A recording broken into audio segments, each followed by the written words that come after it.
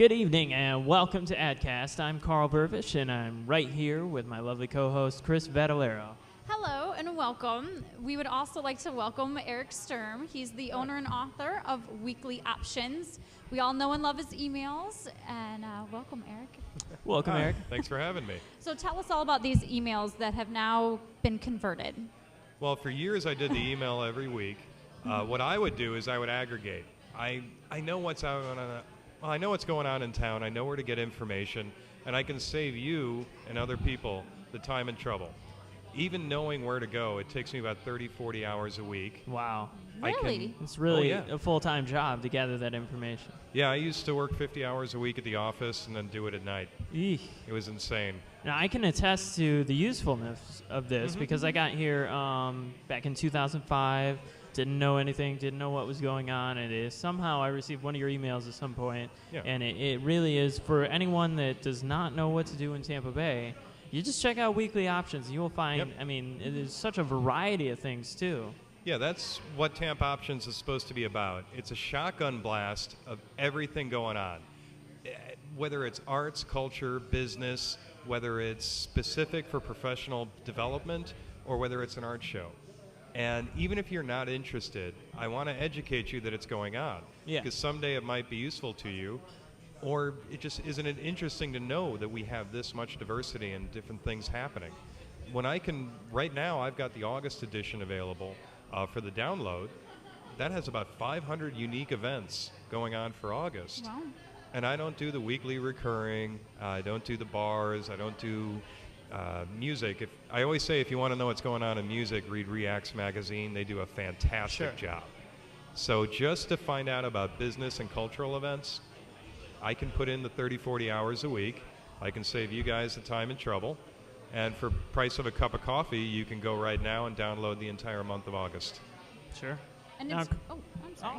I was just going to ask you a question. I know you mentioned that you find it useful when you have people coming into town. I have friends visiting from Michigan all the time. I send it up to them the week before and say, pick something. Let's go do something fun. Yeah. I mean, it's almost like a menu of what to do. Yeah.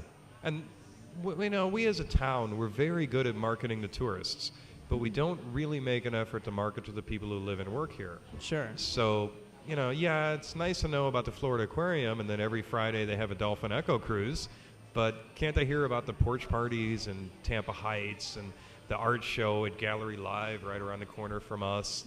The things that don't necessarily get the limited space that's in a newspaper. But by using email or a PDF download, I can basically have unlimited bandwidth to put as much information out as possible. Now, I did that via email for many, many years with no charges, but it got to be 40, 50 hours a week, very expensive to maintain the mailing email service provider, and advertisers were trying to make demands on me. And that was really the decision maker for me right there. When advertisers were asking me not to advertise their competitors if they were to run an ad with me. Well, who am I writing this for? I'm writing it for you, the consumer. And I realized, I was like, if I start taking more money from the advertisers, that's what's going to happen. They're going to be in control, and I'm going to have to write what they want. And if I have to do that, I won't do it, because it'll just be another rag piece. I wanted to keep my focus on serving the individual, the consumer. So I decided to go to a pay-per-download, so once a month you can buy it. I didn't do a recurring billing, though a lot of people have asked me to do that, and I'm trying to teach myself the programming to do it. But this way, some people have been very upset, a small minority going over from free to the charge. Sure. But, it keeps my focus on them. Yeah. That's great. I think that's great. It's really a people's medium, and you're striving to keep it that way. Yeah. Because when I get a bunch of people emailing me going, hey, you didn't cover this happening in Newport Richey. Yeah. Okay, I'll put them on my radar. And I have a search list of about 4,500 local organizations and things like that. And I respond to what people send to me. And I'm very proud of that anyone that responds to an email, they get a response from me 9 times out of 10. Sometimes it can be a little tough because I get about 300-400 emails a day. Oh my God. Yeah. Yeah, that's But pretty intense. that's the real reason why I switched over to the paper download and charging $5 a month. Some business consultants I spoke with actually said to me, and they were right, that this is a great resource for salespeople in business development. Oh, sure. They said you should focus on selling only to them and charge $100 to $200 a month and put this out there as a sales networking resource. I don't do it for salespeople. Yeah. I don't do it just for the salespeople who can afford it. I wanted it to be social entrepreneurship, not just entrepreneurship. The reason I started this was for that social mission. $5 a month, well, that's accessible to just about everyone in town. Absolutely. So I actually fired my own consultant and said, sorry, I'm not going to do this for a small elite group. I want it to be accessible to everybody. Yeah. But unfortunately, I did have to charge them in order to start keeping that mission focused on them. Absolutely.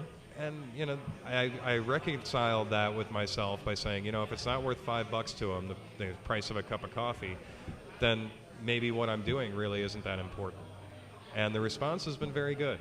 Well, that's excellent. It's good to hear that it's going well. Mm-hmm. I have to imagine right now, with the current state of gas prices, the economy, everything, with everyone taking staycations, a publication like yours is just infinitely valuable for someone that doesn't want to go too far, wants to stay right here in Tampa Bay and find something to do. I'm glad you said Tampa Bay. Don't be that guy that won't cross the bridge. I used to live in St. Pete, so I definitely I know about the whole deal. Yeah, that's just silly. I can't imagine why people don't do that. I cross the bridge about 4 or 5 times a week. Yeah. Sometimes I just go over there for a beer. I'm really glad you said Tampa Bay on that. Well, I mean, it's St. Pete or something. we have essentially twin cities. It's silly, like you said, it's silly not to just take advantage of that, because you have two very distinct towns. I mean, even Tampa obviously has different pockets within itself, but there's a lot of different things going on in Pinellas that are equally interesting, if not more so sometimes. Well, downtown St. Pete has the Palladium Theater, which is now being run by ex-Tampa Paul Wilborn. Oh, wow. Yeah, God, he's great. And the one thing he's going to be most well known for in this town is bringing his wife Eugenie to Tampa Bay. God bless him. But no, you got the Palladium, you got the Dolly Museum. You can walk down Central Avenue. You can get a $2 burrito and a $1.50 drafted beer, or you can go to the most expensive sushi place on the same block. Oh yeah. Everything you need is right there. And Tampa's much the same way. Whatever you're looking for, we have it here.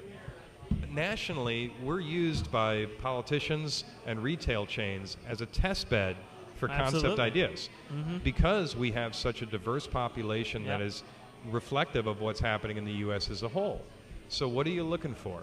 I've done this as a consultant with sales forces on how to network, and I love it. I just stand in front of the entire sales force and I say, what do you guys want to do? What are you looking for? Yeah. And they'll always start with like the most obvious that they think doesn't exist. Well, what about snow skiing? Oh, we got 4 snow ski clubs, and I know a place where you can practice on indoor. Wow. And then one guy, I love this, they'll always say, gay Republican. Yeah, there's 4 gay Republican clubs. Personally, I didn't think there were more than 4 gay Republicans.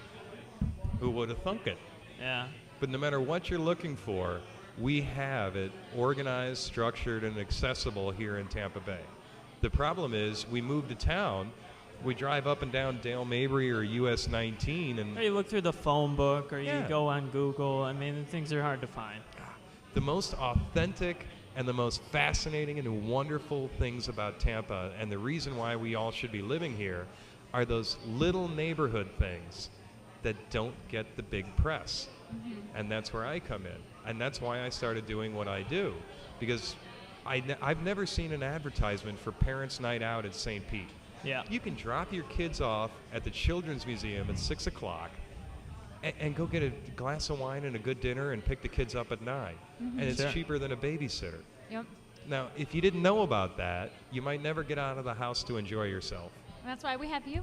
That That's and what so I many try to other do. things available on, I'm sure we can all find out more at your website, which is TampaOptions.com. Wonderful. Eric Sturm, an extremely valuable resource for anything you want to know about Tampa Bay.